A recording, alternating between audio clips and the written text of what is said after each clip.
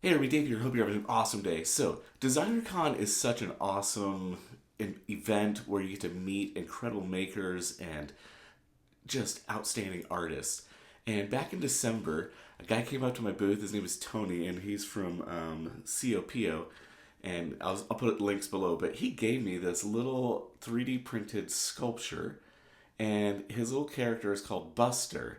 And I was like, this thing is awesome. So he gave it to me as a gift, and I was like, wow, thanks, man. And I got home, and he's been sitting around on my shelf, and I was like, wow, he's so little, and I don't want it to get lost. And so I reached out to him, and I said, hey, would you be all right if I incorporate this into a toy build? And he said, yeah, that'd be great. So I've had this Miles Morales laying around. I bought it maybe about a year ago on clearance for $1.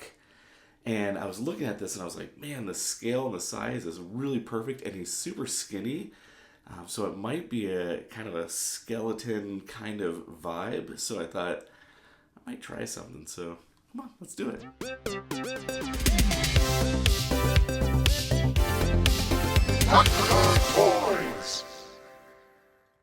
All right, so here is the Buster head sculpt from SioPio. Really cool sculpt, solid resin. I need to figure out how to get a hole into this thing.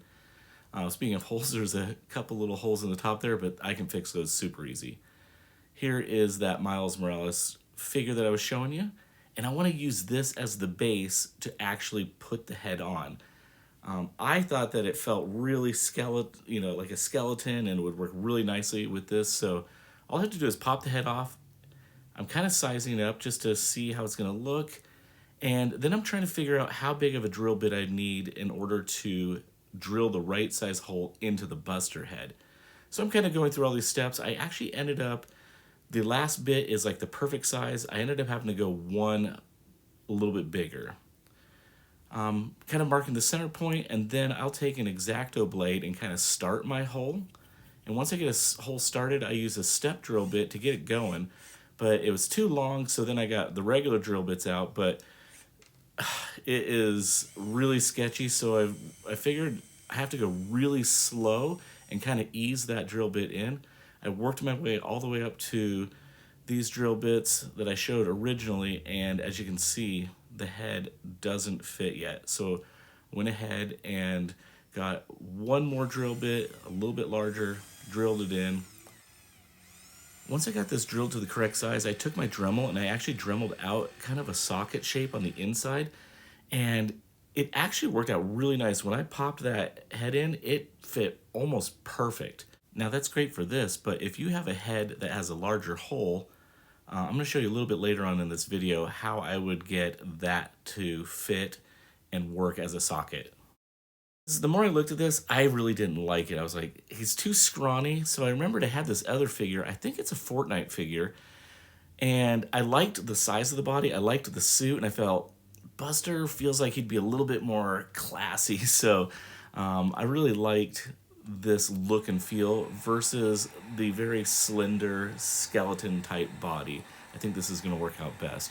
So I'm using my heat gun to heat this up. If you don't have a heat gun, you can use a bowl of hot water, let it sit for a couple minutes, and then the head should pop right off. Now you'll see this ball and socket joint is completely different. And so if you have an existing action figure head that doesn't fit, again, I'll show you towards the end of this video how I'm gonna make that work. But this looks awesome. I'm gonna Dremel down the neck just a little bit because it wasn't quite seating all the way down. So just taking my Dremel, sanding that down, cleaning up, and then I flatten out that ball just so the head fits a little bit nicer on there and it sits exactly how I want. I'm looking at it from the front. I'll turn it to the side here, and that distance from the neck is like, that looks really nice.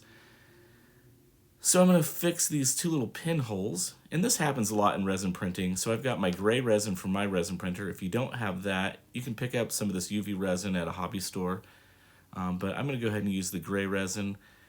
I'm using a little guitar string to kind of dab some stuff on.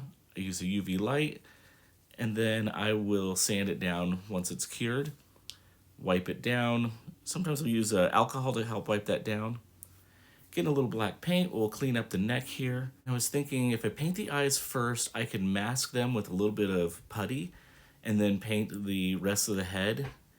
And so there I've got a couple little masks that actually looks pretty funny, but I found this bone color spray paint in my garage. This looks awesome, but it's a little messy in the eye, so I'm gonna clean that up later. Now the body is all these different color of whites because it's different plastic, so I went ahead and masked it off and spray painted the entire thing white. And I don't know, it's just me, it makes it look so much cleaner and so much nicer. Here I am kind of touching up the black area that didn't quite paint all the way.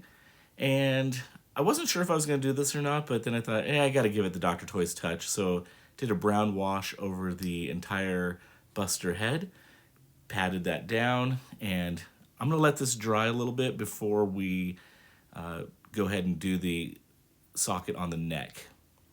So while we're letting that dry, I want to build kind of this big boss cane that he'll be walking around with. So I got this bead. I drilled out a little hole. I opened the hole up a little bit so I could fit the polystyrene tube in there. And then I've got this scrap metal from, it's one of those little metal model kits. But man, my fingers are way too fat to actually put this thing together. The metal's really nice. It bends super easy, so I'm just wrapping that around the polystyrene. I've got this model part from an engine, and I think that'll be really nice for the stopper on the bottom of the cane. And so I'm just taking a little bit of CA glue, gluing on the bead, adding a little touch of glue there. I'm going to slide that first ring up. And these are just little ornate details that I'm trying to give the cane just so it looks a little bit cooler. So I slid a second ring, left a little bit of a gap there. And then I did a third ring kind of in the middle. And then I'm clipping off that little engine part, and I'll glue that on the very bottom. And I gotta say, I'm really pleased how this is turning out. The bead at the top, it had a little hole, so I had these little beads, and I just put that little one at the top, and I think it looks kind of like a ruby. I added a little piece of polystyrene. I just glued it to the end there. That way I could hold on to something while I spray painted it black, and then you saw it just snapped off really easy. I took some silver paint, and I'm painting those little metal rings that I put on, painting the ball of the cane silver, adding a little ruby at the top there, and I think that looks great. The suit was super white, so I thought, well, if I add a little silver on the buttons, that's kind of a nice touch. Now, here's the head socket part that I wanted to show you.